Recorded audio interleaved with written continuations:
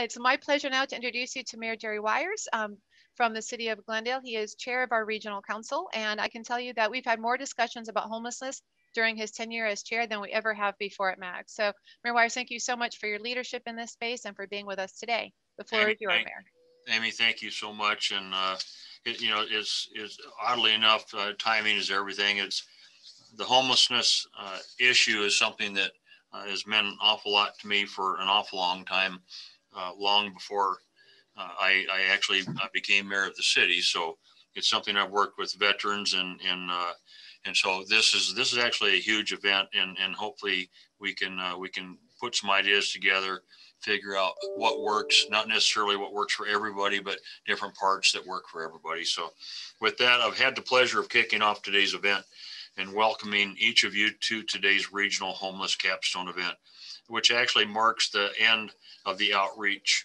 Forum series. The series was key in developing strategies that will strengthen the regional response to homelessness. But today's event is a start to allowing us to create a plan that will put these ideas into action. We recognize that each community, agency, and person comes to this discussion with a different perspective, different experiences, goals, and obviously solutions. Each of these are important and invaluable to these efforts, whether you have questions or answers, concerns, or opinions.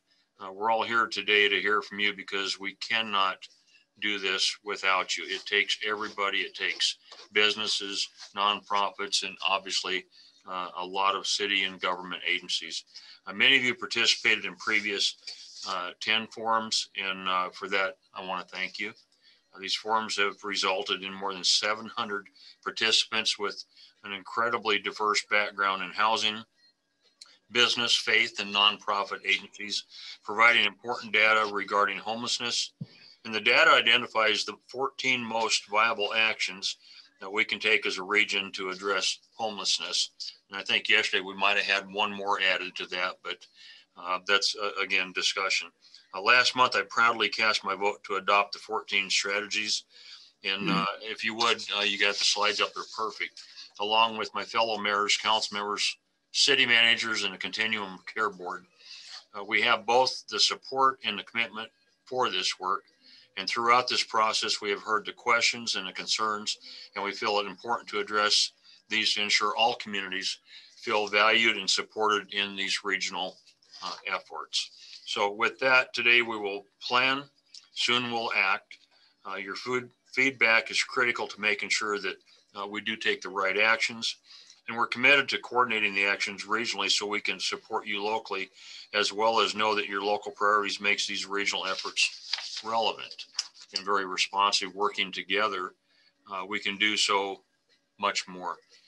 Joining us now about working together is Tom Simplet, the new director of the Arizona Department of Housing. He brings tremendous expertise in housing, as well as also in local government. Tom, the mic is yours, buddy.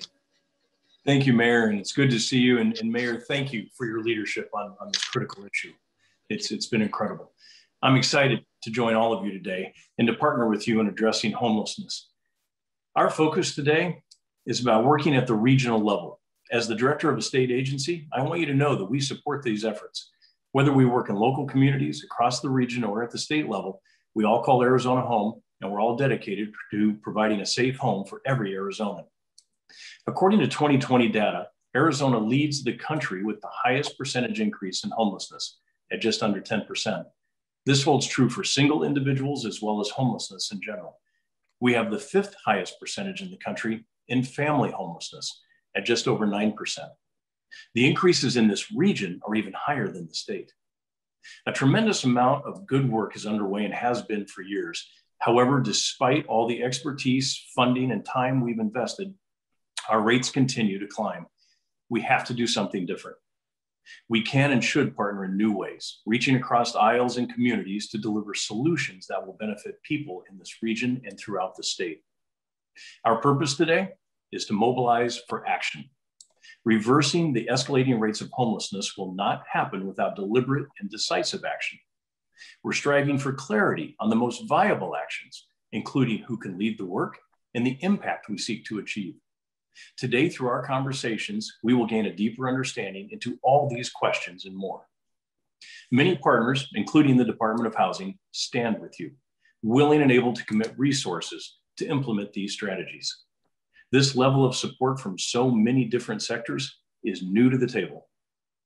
For the first time, we have a shared recognition that homelessness is truly a regional issue and that all communities have a role in this work. And we appreciate that all sectors, not only the nonprofit sector, have work to do in this space. A commitment to regional coordination brought us to this movement today. Putting this commitment into action will bring us meaningful change tomorrow. As a region and as a state, we stand at the crossroads of a critical decision point. We can retreat, go back to business as usual, stay in denial, or we can chart a new course for a different future, a future in which all sectors and communities are united in purpose and coordinated in action. As you listen to the speakers today, I invite you to do a few things. First, I encourage you to consider your role in this work. What can you contribute? What perspective can you share? I challenge you to speak up, lean in, and contribute. Next, who else can you bring to the table?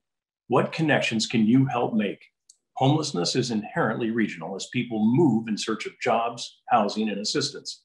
Homelessness is also inherently multi-sector. One single sector or issue did not cause homelessness, and one sector or issue cannot solve it alone. Today is all about building bridges and breaking down silos. The success will be achieved by all of us partnering for a shared purpose. Joining us now to lead a panel about the power of partnerships is Andrew Ching, City Manager for the City of Tempe. Andrew?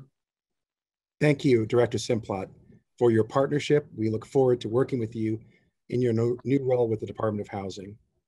The focus on partnerships is a critical one. It's what makes our work more sustainable and more relevant. I have been working alongside my peers in the East Valley Managers Group in addressing homelessness since 2017. Our shared commitment and history of collaboration positions us well to have success in our local communities and in the East Valley region.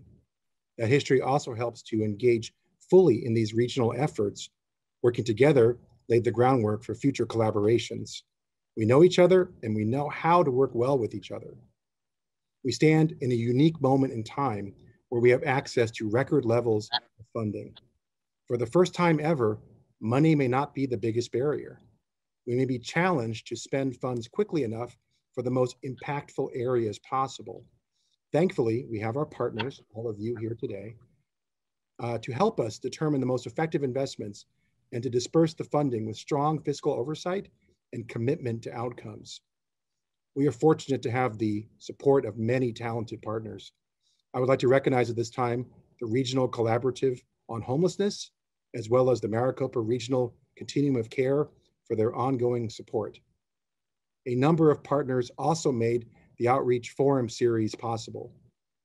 We thank all of the agencies that shaped the series with their expertise. We would like to particularly thank Arizona Town Hall for their expert facilitation of the forums. Beyond the outreach forums, a whole host of talented partners have contributed significantly to these regional efforts. We thank them for their countless hours, their tremendous knowledge, and their generous support. We have in this panel today some of our valued partners joining us right now. I invite each of them to introduce themselves with their name and affiliation. Carla, let's go ahead and start with you.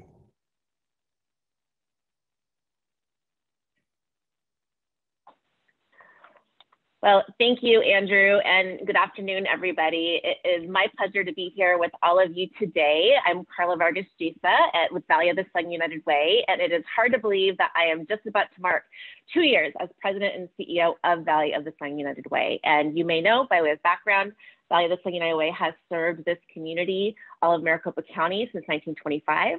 We just celebrated our 95th anniversary, and with that, launched a new 5-year impact plan, MC 2026, which has as its cornerstone and as an issue that our community, constituents, business, stakeholders, and nonprofit sector told us was most important, and that is housing and homelessness. And so it is my pleasure to be here with you today. Look forward to the discussion. I'm very pleased that Valley of the Sun United Way has been a part of addressing homelessness for many, many years. And in fact, was one of the first United Ways throughout the country to do so, and we will continue to do so as a part of this partnership and this regional collaborative. And I'm thrilled that we've been a part of the collaborative that helped to develop the strategies that we'll be discussing in depth today, and look forward to our partnership as we move this work forward. Great, thank you, Carla. Jamie, can you go next, please?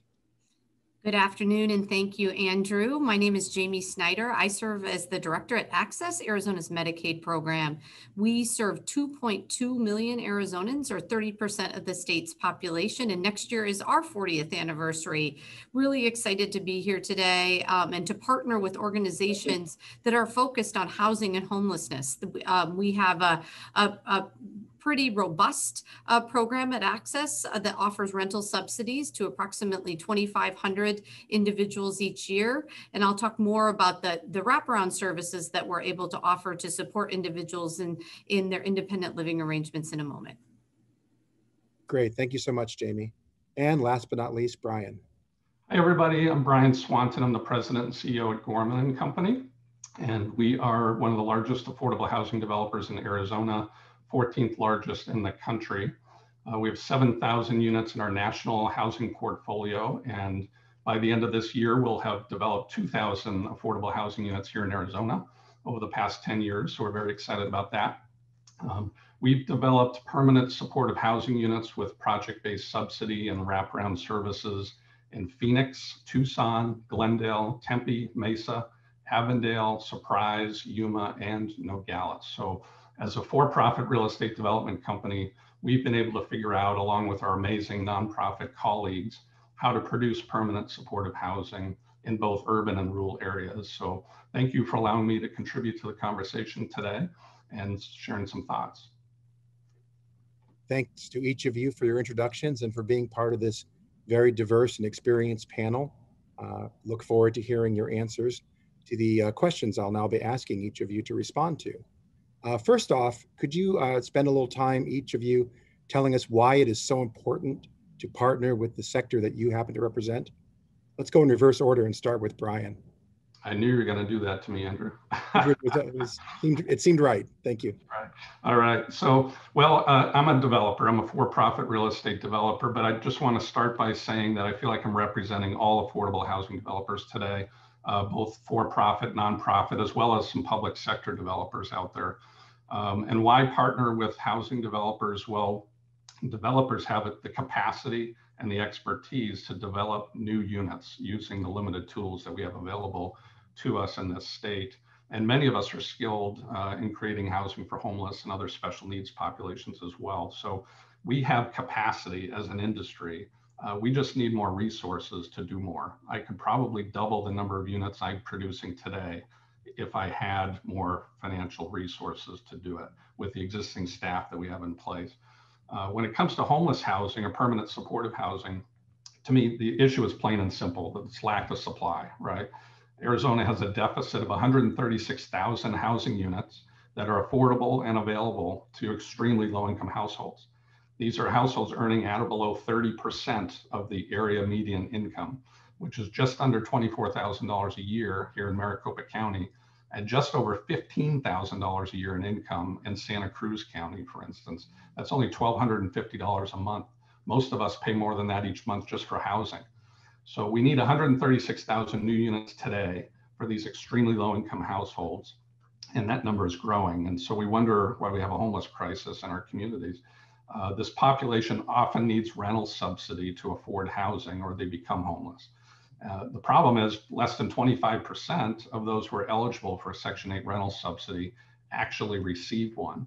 Many of those that do receive a voucher end up giving their vouchers back to the local housing authorities because they can't find available units in the current marketplace.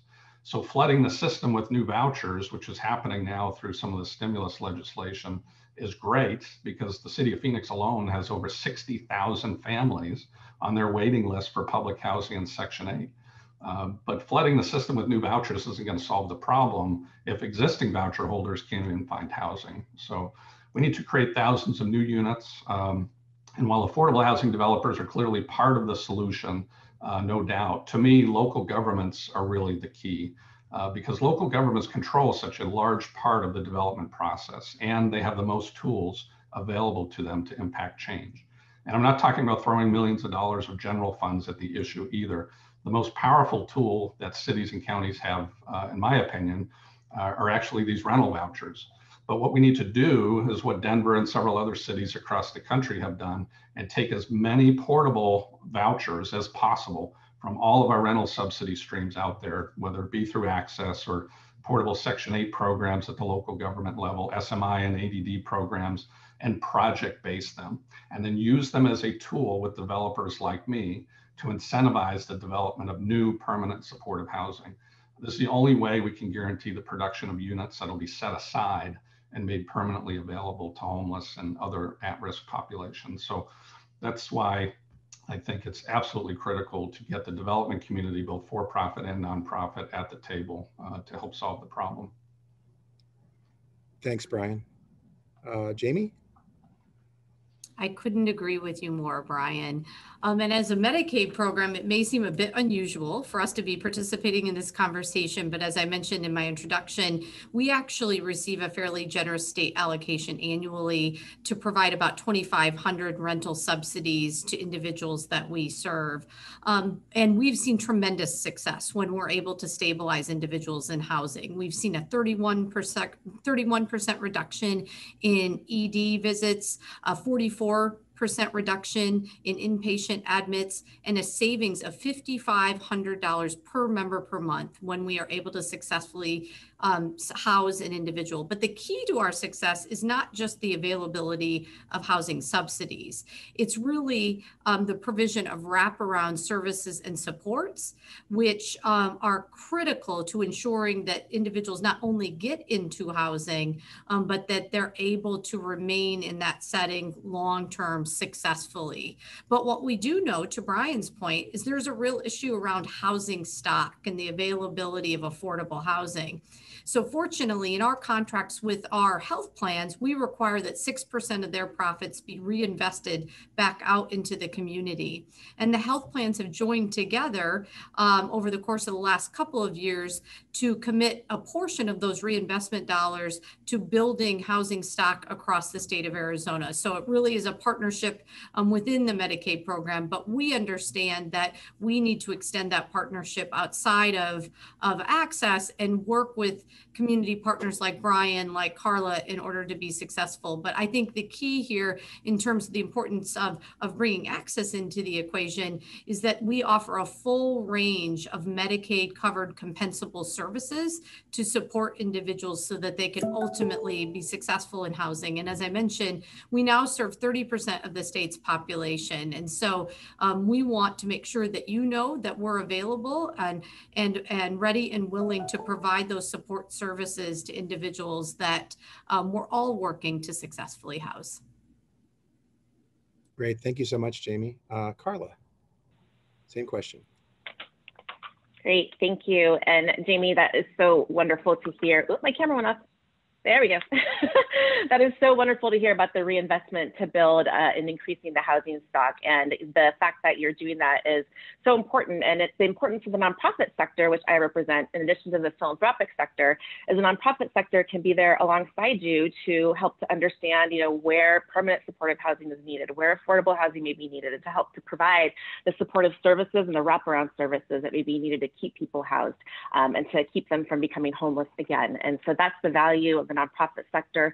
I represent both the nonprofit sector and the philanthropic sector, and we're very unique in that, we really sit as United Way at the intersection of the business sector, the philanthropic sector, the nonprofit sector, the public sector, and have the ability and the opportunity to bring disparate groups together around a shared goal and to create the solutions that are needed in a community. We really have the ability to take a bird's eye view along with all of you and bring the private sector to bear and educate the private sector as well about solutions that may be needed.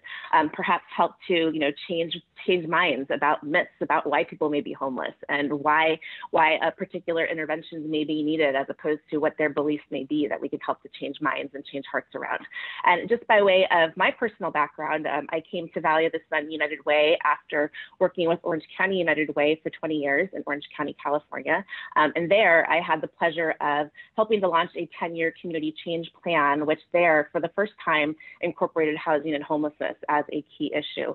As 7 years ago in that community, there began to be seen an alarming rate and growth of homelessness, and more concentrated and more dispersed. And there was really and truly a need to bring people together around that issue.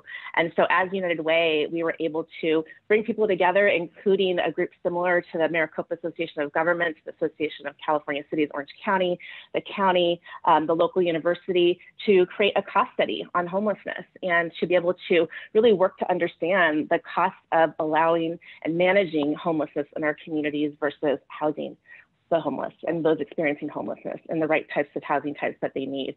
And what we found, because of the power of us being able to bring all those groups together and listening to our nonprofit sector about what it is that they're providing in services that could be done differently, we found that homelessness is actually costing Orange County almost $300 million a year. And the vast majority of that was actually costs on municipalities and the local cities.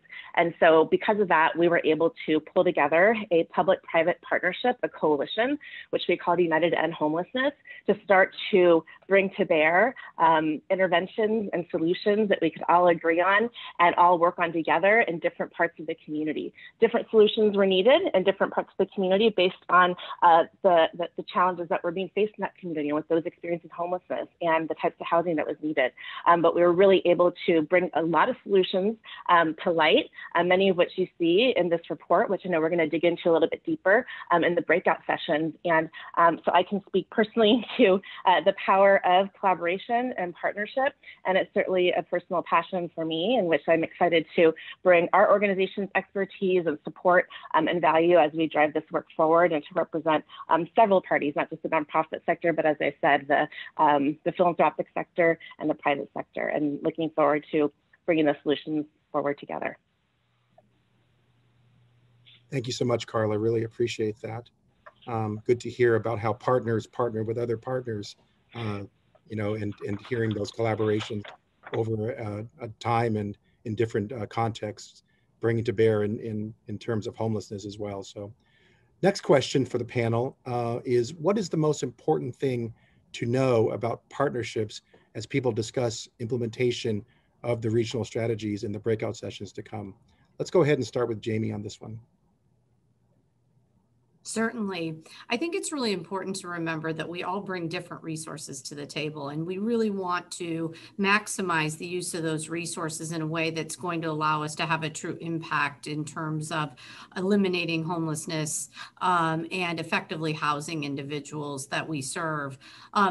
Want to point out, I mentioned some of the work we already do in the housing arena, but want to let this group know that we've also recently submitted a request to CMS, our federal regulator, to obtain additional support, federal support, for an expanded housing benefit within our program. And that includes, and I wanted to make sure I mentioned this because it ties back to Mayor Weyer's reference to the plan and some of the priorities in that plan. One of those priorities was around bridge housing. So we're asking essentially our federal funders to match the state appropriation that we receive annually with federal funds to allow us to do a range of things, including housing individuals in a bridge or transitional setting for up to 18 months when they're moving from either homelessness or an institutional placement, and then ultimately to permanent supportive housing. And so that's a resource that we hope to be able to bring to the table. In addition, as we all know, as Tom mentioned earlier,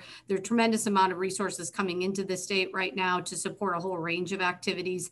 Access is the recipient of some of those funds through our Block Grant dollars, as well as our Home and Community-Based Services program. So we would love to partner with you in developing a plan to best allocate those resources in a way that could serve this purpose as well. Great, thank you so much, Jamie. Carla. Well, I would say that partnerships and collaborating with one another doesn't mean that everyone's going to do the same thing. And I think that that's really important to underscore as we're thinking about the set of regional strategies that have been put together. It doesn't mean it's going to be cookie cutter in every part of the community or for every group. What's most important is that we all pick a piece of the puzzle, and a piece of the puzzle that we can be best at and that feels best for who we are. And the even more important thing is that we're all communicating with one another about what it is that we are doing, and that we know which piece of the puzzle we are all working on and how it's impacting the bigger picture of what we're trying to get to. So I am very much looking forward to hearing the outcome of this conversation, how we can develop a way to have a constant communication and coordination around these issues, regardless of whether everyone is doing one piece or another. We understand that each community is different, but if we're coordinated, we will get to the goal that we need to together to ensure that everyone has a safe place to call home, which is a human right that we all deserve and that we should help everybody to strive for. No, thank you so much. An excellent point about, kind of right-sizing solutions for situations and communities. I think that's important, even in a regional context. So thank you for that. Brian. So I would say the most important thing about partnerships, to know about partnerships, is that ideas are more important than solutions. And I know that might sound strange, but when you have an idea, don't feel as if you need to know the solution in advance. Call people to the table from various sectors, get your ideas out there. When good ideas are shared with the right people, solutions are always found, in my experiences. And all complex social problems require cross-sector collaboration anyway. So take your idea and start that collaborative process early, and don't feel like you have to have the solution sort of known in advance. That's what collaboration and partnerships are all about, finding solutions together. And we recently developed a project in Andrew's city of Tempe, actually, a development called Valor on 8th near ASU campus in partnership with Save the Family Foundation. And it was a for-profit, nonprofit co-development partnership with Save the Family. And it all started, though, with an idea by Councilwoman Robin Arredondo, who was the vice mayor at the time. And her vision, as an Army veteran herself, was to build housing for at-risk veterans, but veteran women and veteran families with children, because she saw an unmet need there. She had no idea how it was going to get accomplished, but she had the vision. And in a meeting with her and Corey Woods, who was on the city council at the time and now is the mayor, they mentioned a site that the city was going to use federal block grants to buy. And it was the old library bar on 8th Street on the east side of campus. And I knew it because I did all my underage drinking at that bar when I was at ASU. And after the meeting, Corey Woods got me in his car and he said, "Let me drive you to the site. I think he just wanted to make sure I saw it." And so he physically drove me down to the site and showed me what they were doing. They were in the middle of demolishing the library bar, which I was a little sad about, I'll be honest. But we competed for that site. And after we won the bid to develop the site, I went back to the city and talked to Andrew's staff team and said, "Look, we need 3 things to make this happen. We need the city to put the land in as equity. We couldn't really afford in our capital stack to pay for the land. And they bought it with federal block grant money. And so the city of Tempe agreed, yes, we'll put the land in at no cost to help as an equity partner, essentially, in the transaction. Number 2, I said, I need you to allocate 15 project-based Section 8 vouchers from your portable pool of vouchers to help us boost the revenue streams and also to help with the lower income targeting of those extremely low income veterans that we're trying to serve and provide on-site supportive services, which Save the Family does such a great job with. And number 3, I said, you need to support the rezoning because it's not a properly zoned site. Say no to NIMBY. And they agreed to do that very early on, and any neighborhood opposition they got, they countered very quickly and aggressively. And so we didn't really have to worry about the neighborhood opposition piece because we knew the mayor and council were behind us every step of the way and that they weren't going to falter. And so 2 years later, thanks to an allocation of tax credits by the Arizona Department of Housing, we had a $15 million award-winning transit-oriented mixed income development for at-risk veteran families with a head start on the ground floor, which is very, very cool.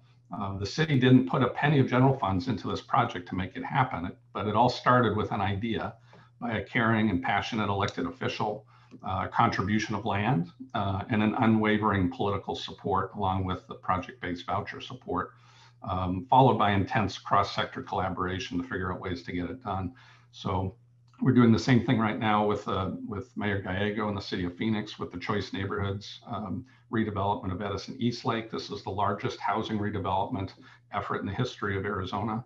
And it took Mayor Gallego, who was a council member at the time, to go to Washington several times and sort of raise the need for a grant from HUD and sort of put just gentle political pressure behind the fact that the city of Phoenix wants this done. And so, you know, so much of it really starts at the local level. It starts with political support. And another pitch for those project-based vouchers. It's really the tool if we're going to house homeless people, get them out of shelters, getting into permanent housing. They need rental support, and we need those project-based vouchers to make that happen. So that's pretty much what I wanted to share on that one.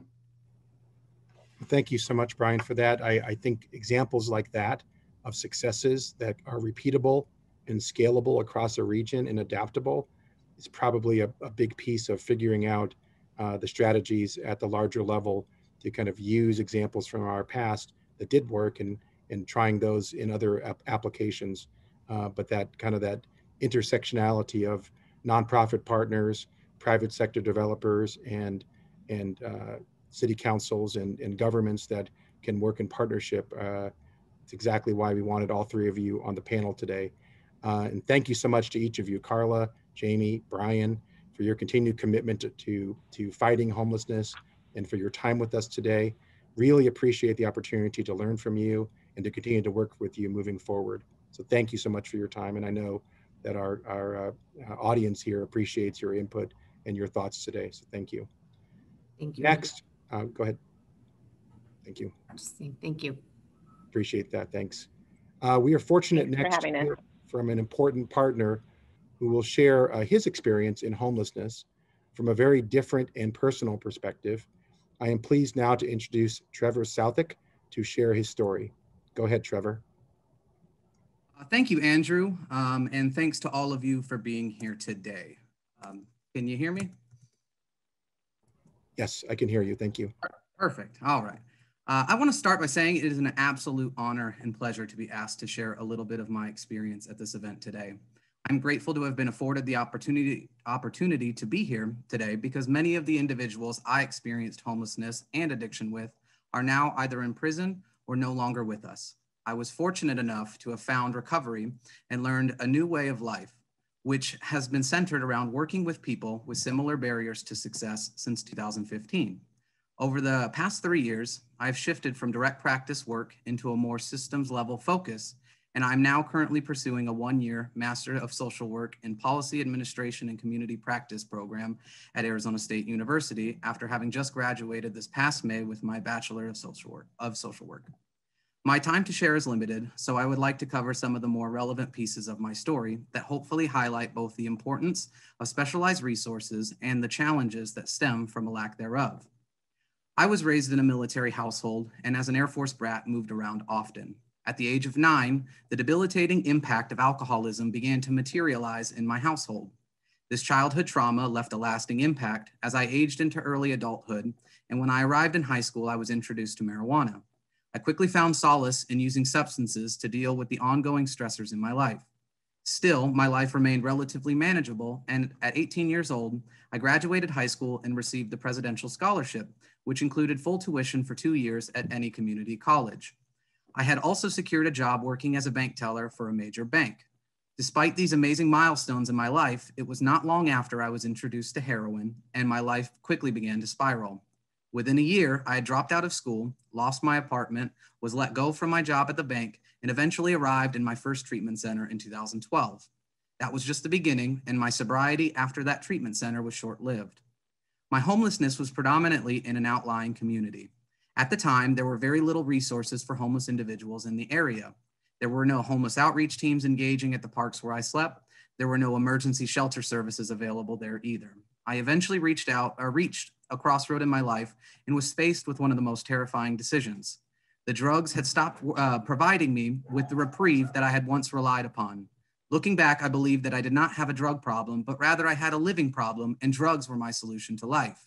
I had finally reached that tipping point where drugs no longer provided a sense of ease and comfort, and I was left with the decision. I either give it my all one last time and try and get sober, or I end my life. Fortunately, I decided that I could always fall back on plan B if plan A didn't work out, so I went and detoxed at Community Bridges. And it was my very first experience with a peer support specialist, which is a behavioral health professional with lived experience and is in recovery and works directly with people with those shared experiences. He provided me resources for a 28-day access-funded residential treatment center where I went to after detox. And the rest was basically history. I did the things they recommended, and as a result, my life continued to flourish. At 1 year sober, I received a grant through Maricopa Workforce Connections, which is now Arizona at Work, that paid for me to get certified as a peer support specialist. This was the foundational beginning that launched me into my dedicated and passionate career in human services. And I would like to introduce Tara Jackson with the Arizona Town Hall to lead us into the next section on the agenda. Trevor, thank you so much for sharing your story. And thanks to all of you for coming to this program. It was so many more people than we expected. And it shows that we have the capacity to really address these challenging issues. Now it is the time to hear from all of you who attended and who are attending. And we're going to break out into different rooms.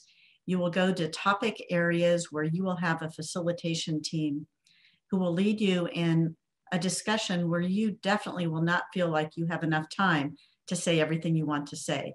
So let me give you a few ideas of how you can help us get your voice as part of the discussion on tactics for these strategies. If you've not already turned on your video, that will be very helpful to your facilitators if you're able to do that. If you do not yet have your name and your video photo there, your image, please do put your name in there. That is also helpful. We're only going to have about 40 minutes to get as much information from you as we can. Know that this is not your only opportunity. You'll be able to speak, hopefully, to address the issues that were in the handout sent to you on your topic. And I hope that you have that printed out for reference if possible. Please also fill that chat room up with as many comments, thoughts, ideas, insights that you have. Finally, you'll get a survey probably before you leave this program that will give you another opportunity to give us your insights and your ideas. Now, we are joined with a facilitation team that is mostly town hall volunteers, and we're very lucky to have them.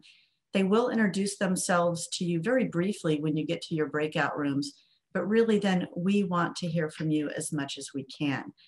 We will be concluding the breakout rooms at about 3:20. So I just want everyone to know that, again, short period of time to give us as much input as you can. I know there are a lot of people in this meeting who have been to town hall programs before. So I want to stress that we are not trying to get that traditional town hall consensus that we're most known for from this program. Rather, we are gathering information that will be analyzed and used by those who are helping to lead this effort.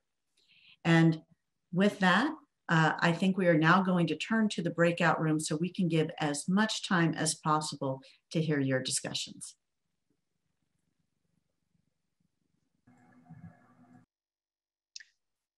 Excellent. We'd like to welcome you back to the last plenary session of the Regional Homelessness Capstone Event. Just a few reminders for you. Please do keep your camera and mic muted if you are not presenting. We are very excited to have you here and look forward to any comments that you might want to add to the chat. Please know that you'll be receiving a survey after this event. We look forward to any additional feedback that you might have. Please do feel free to let us know what you thought about the event, as well as what you think about how best to move forward with these regional efforts. If you have any questions or would like to continue to be involved in this work, please don't hesitate to reach out to me. My email address is right there on the screen. At this point now, I would love to introduce Mayor Kate Gallego with the City of Phoenix. She's been a champion in these efforts, and we're so excited to have her joining us here for this event. I want to thank her for her leadership in addressing homelessness throughout the region. Mayor Gallego, the floor is yours. Thank you, Amy. I hope that your breakout sessions were productive, and I want to thank Arizona Town Hall and all the moderators and recorders who helped us move forward with this important conversation. I was also wanted to take a little bit of time to thank Eric Anderson and the team at MAG, including our amazing Amy, for the work she's been putting together all these months to get us where we are today and to keep us going. So if you want to go to the reactions button on the bottom of your screen and use the appropriate icon to say thank you to Amy and team, we would welcome that as well. I also want to thank everyone who's spoken so far, including Trevor, for sharing an amazing perspective on how important this work is, and for those of us who are pulled so many ways, the reminder how valuable this can be, and that success is not only possible, but probable if we all work together through today's symposium. It's been a great chance to celebrate some of the success stories from Tempe to Glendale to Mesa and the amazing partnerships, but also to recognize that we still have a lot of work to do. Recent data from the US Census said that over 25% of respondents in the Phoenix metro area are not confident in their ability to pay next month's rent. That's 1 out of 4 people in our Phoenix metro area. So we have our work cut out for us, and we will need to work together because this is an issue that impacts every corner of our community. In addition to that 1 out of 4, 70% of respondents in the Phoenix metro area from the same study that are currently behind on rent foresee that they will likely to be evicted in the next 2 months. So we're going to have to be diligent. In many ways, it is a compliment to Maricopa County that so many people have wanted to move here, but as our housing prices have gone up, we know that an affordability challenge we had before is getting even worse, and that so the current economic conditions and challenges we've faced over the last year are really coming to the forefront. Also want to recognize that our residents are a key partner that can't be overlooked as we make this work successful. As we implement strategies in communities, we are mindful of the residents and the neighborhoods who will be affected. They can be our biggest allies or our biggest critics, and their voices are important as we work together. I want to close by sharing a story of a woman I met on my first day as mayor. She was a young person who'd experienced homelessness, and while she was in transitional housing, became a member of a dental assistant program. She was able to move forward with her studies while in very difficult housing circumstances, and was able to graduate and move forward. So there's amazing resilience in this community that inspires me every day. And I hope as we take the words that Andrew Ching shared with us, that we do have the resources, and money is not the biggest problem, that we can move together towards regional solutions. I was proud to join Mayor Wires in voting for this plan, and I know we are just getting started. So we're going to continue the amazing conversation with another strong panel. I just got to spend time in a breakout session with Crystal Dykes, the city manager for El Mirage, who is going to moderate a panel on building community will.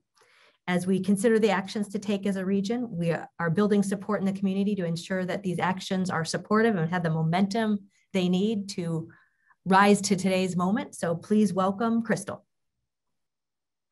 Thank you, Mayor Gallego, for your leadership and the significant investments made by the City of Phoenix to address homelessness. As you noted, building community will is imperative to the success of these efforts moving forward. In El Mirage, we are committed to strengthening our residents' opportunities to live in safe homes in vibrant and healthy neighborhoods. And we're continuing to have conversations about how to best support and best serve our residents, both housed and unhoused. The voices of our neighbors offer important insights as to what the role in local government should be, and what kinds of support is needed, and how to involve people in a way that they wish to be involved. I'm joined today by experts in very different sectors, all with something thoughtful to say about building community well. And I invite each of them to introduce themselves with their role and affiliation.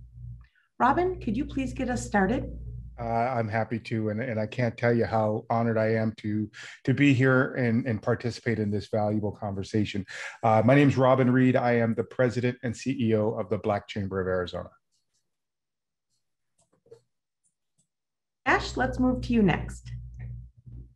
Hello, everyone. Thank you for having me here today. My name is Ash S., and I am the Executive Director of From the Ground Up, a new consulting group that is working to address issues pertaining to housing and homelessness in the Raleigh.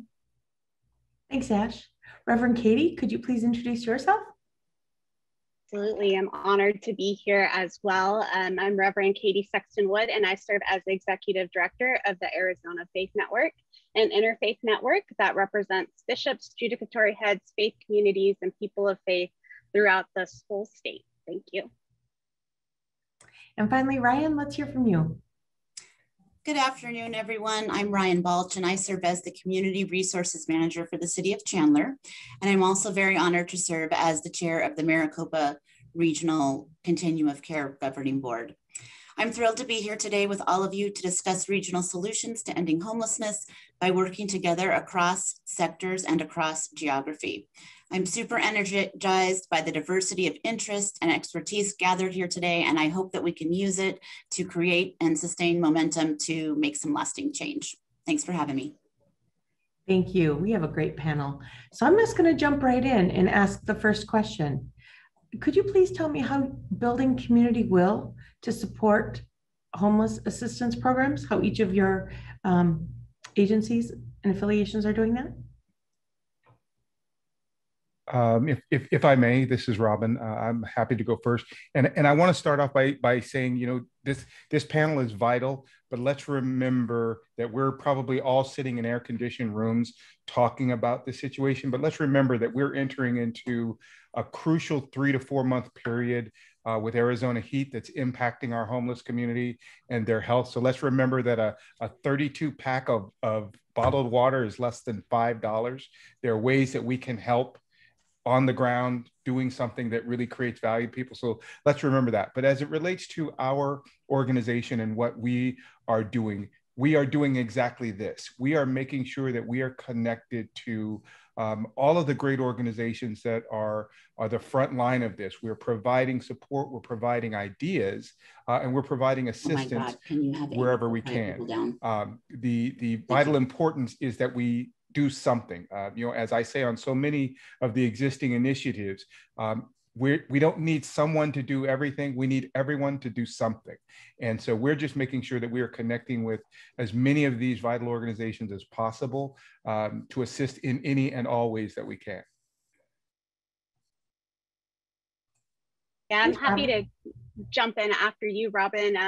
Just for some of the work AFN is doing, it relates to heat. And so how we're building community will and support and assistance is we are working with MAG and their heat relief network right now to open faith-based sites as cooling centers this summer. We know that so many people died of extreme heat and not having access to the air conditioning they needed to cool their bodies down and to stay healthy, or to a place where they could just be during the day. And so our communities of faith throughout the state, different types of diverse communities in different locations throughout Glendale and Phoenix and beyond, are opening up some of our faith-based houses of worship as cooling centers. And with that, we have an opportunity to educate, to learn who is in our direct community around us. Our pastors and our imams and our rabbis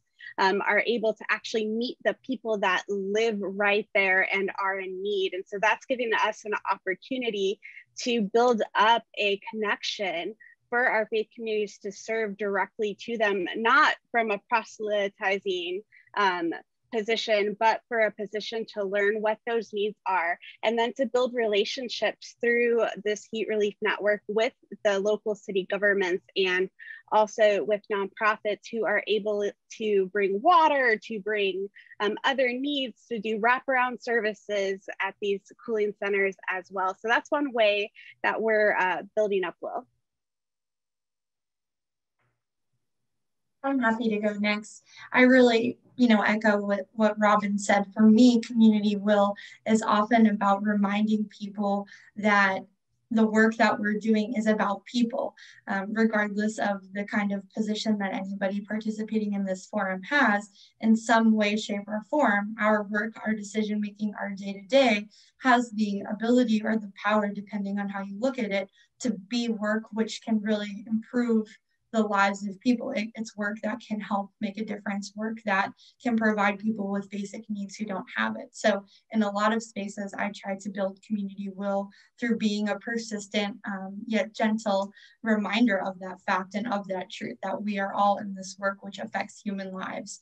You know, more specifically with my organization, I started off as someone who worked at a nonprofit here in Phoenix, and through being involved with a lot of advocacy and community outreach efforts, I realized that there was an abundance of community will, or at least the desire to see change, but people needed additional support and capacity in doing that. And so through the areas of research, project management, partnership work, and advocacy, my organization works to fill some of the gaps and to be an individual which can join a team of folks at the city level or the state level or at the local nonprofit provider level to be able to improve our responses to homelessness. Community will, in my perspective, isn't often a lack of will. I think people of all different sectors and backgrounds recognize that there's a need to do something, but what I try to do is to be able to help transform that community frustration into community compassion. And so people who are sitting around the same table can understand the greater communal need. Thanks, Ash. And Ryan, can you tell us how Chandler is working to build community will? Yeah, absolutely. So we use a couple strategies. So as a government, it's really important that we're taking care of all of our residents and meeting all of our residents' needs. So both persons experiencing homelessness and, of course, you know, the greater community, our businesses, our neighborhoods also have concerns. So the first thing we do is sort of know our audience, and we think about who is the right messenger for our message with a particular audience. And it's not always the right person. Sometimes it's police, sometimes it's people with lived experience, sometimes it's educators. So we really try to use our community to, you know, get the message out in the right way.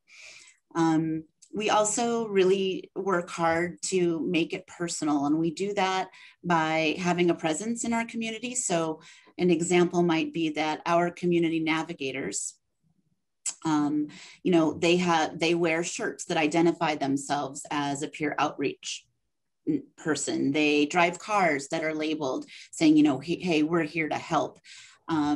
We go every time we're asked, anytime we're asked, we go to training, we go to, you know, we speak at meetings, we, you know, engage at library events. We try to, you know, let the community know what we're doing so they can see it in action.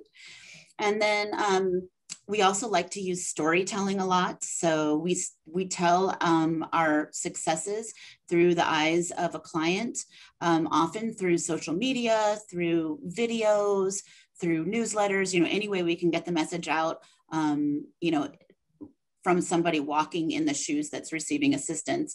And then, of course, last but not least, we use data. We use data to tell our story. Data always makes an impact.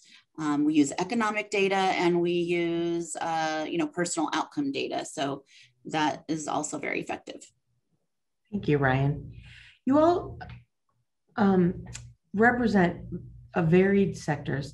So tell me, why is it important to include your sector in efforts to build community support? And what do we need to do moving forward to increase that level of support? Ash, could you start this time? Yeah, thank you.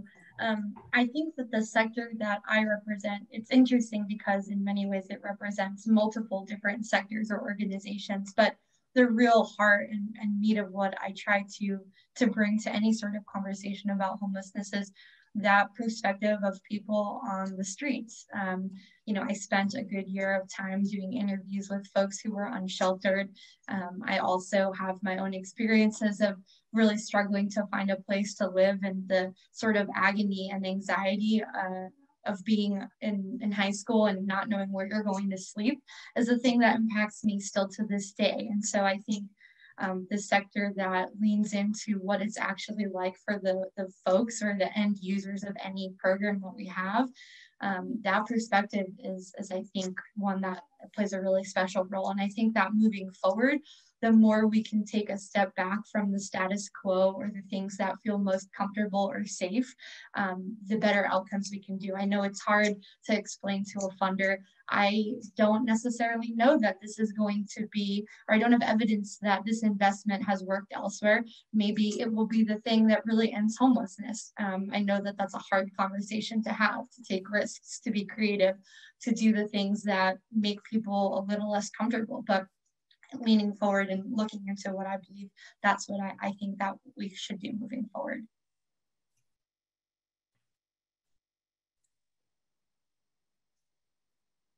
Great. I would invite anyone else to follow Ash. This is Robin. So the Black Chamber of Arizona obviously primarily serves the minority community. And, you know, as it relates to the economic disparity that we are all aware exists, that more severely impacts the minority community. And this has been exacerbated by the loss of income and the closure of businesses at a higher rate among minority individuals than any other. The challenge we have there is additionally, as we look at mental health as a potential contributor to homelessness, the social determinants of health that prevent people of color getting adequate care further supports the problems and challenges that come with homelessness. One of the things that I believe we can do to address this is start working within our communities. When we see groups are vulnerable, let's start working within our communities to help them. You know, homelessness as an issue to be resolved is not just reductive, it's also preventative. The analogy I gave in our breakout session is, hey, you know, when your boat is leaking and it's flooding with water, the first thing you do is plug the hole. Then you start bailing water, because otherwise you will just not get out of the problem you're in. And I feel like that's where we are, that we are very focused on the reductive aspect of homelessness, but we're not really addressing the preventative aspect of it. We already know all the different channels that can lead to it, but are we identifying our vulnerable communities at a time where we can provide them assistance? Because if we're going to have to invest time, money, and energy at some point in the process, maybe if we do it early enough, we can help reduce the amount of homelessness growth, which gives us more time to address those that are homeless and create a more reductive approach to it. Thank you for that, Robin. Reverend Katie? Yeah, so I think it's important to include the faith-based community for a couple reasons. One, we are everywhere. So we have physical space in the local neighborhoods and communities where people are suffering. And two, our traditions, no matter what they are, call us to help and to serve the homeless community. We are to serve those that are hurting around us. We are to love our neighbor, that golden rule that spans across all of our faith traditions. And so we have this moral and spiritual imperative of how to spend our time to help address this issue. I think there can be some fear and lack of knowing how to approach particular communities of faith to engage, to build those bridges between particular government entities or nonprofits sometimes. And we're here to help with that. As a congregational pastor, I know that my communities I have served over the years want to be part of the wider community, not to convert them and get them to come to church on Sunday, but to really help where there is that community need. And we have resources in terms of volunteers and time and people, and the people in our houses of worship have a ton of skills in themselves too. So I think there is just great opportunity to help address this problem. I also think to increase the level of support moving forward, that education is going to be key to really connecting to the folks that are everywhere where we are. I'm a born and raised Arizonan, and I know that we are a little spread out sometimes, and that's starting to go away with how many folks that are moving here. We're starting to get into big cities. There aren't farms where I'm at in Glendale anymore, right? So we're really seeing the change happening rapidly around us, and figuring out how to connect in new ways as this change happens is essential too. So I highly encourage folks to reach out to the communities around you, or to reach out to our network, which is connected to over 4,000 people and communities across the state. And we can help navigate how to get in touch with those churches or synagogues or mosques or temples on the corner. I do know that with this being such a systemic issue, that we have to do this together. It has to be a full lift between the government, between our communities, our nonprofits. And so we are definitely here to help so we can keep this level of support going. Yes, none of us can do it alone. I'm interested, Ryan, how do we increase the level of support, and how do we educate, as Reverend Katie mentioned? Yeah, well, I guess from my perspective, being a part of a municipality, and really this would hold true, I would think, at the federal, state, county, and local levels, we're spending public dollars on these programs, and folks look to us as a mechanism to assist low-income populations. So it's really important that the community is behind the programs we're implementing. And so, of course, that takes education, and it takes making sure that we arm our elected officials with all of the data and information and personal stories that they need, so that they can share with their constituents what we're doing, and their constituents can feel good about how we're moving forward. And so, part of that is really listening to our constituents and getting, not only hearing their concerns, but also their ideas about how to make it better. We don't always have all the answers, but we do have lots of fun sources with interesting regulations and, ideas coming from the federal government that you really have to implement at a local level, and you sort of have to tweak it and make it fit your community the way your community wants to see programs done. So from my perspective, working in the government, listening to the community and working with the community from the very get-go is super important to having successful implementation of programs. Thank you, Ryan. I want to thank all of you, Ryan, Ash, Reverend Katie, and Robin, for sharing your thoughts on these questions. In light of time, we are going to move to closing comments now. It's my pleasure to introduce Mayor Giles of Mesa. Mayor Giles, you'll have the last word today. All